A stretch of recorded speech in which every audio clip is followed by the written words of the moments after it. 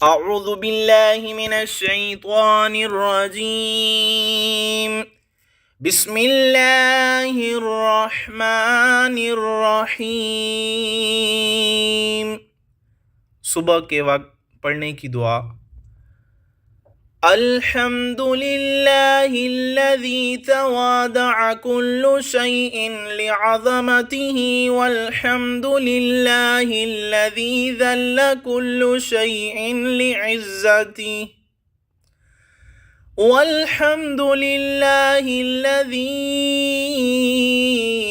اخضع کل شیء لملکہ۔ تمام تعریفیں اللہ سبحانہ کے لیے ہیں کہ جس کی عظمت کے سامنے ہر چیز جھکی ہوئی ہے، اور تمام تعریفیں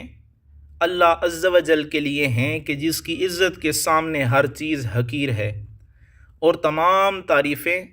اللہ رب العزت کے لیے ہیں کہ جس کی سلطنت کے سامنے ہر چیز عاجز ہے۔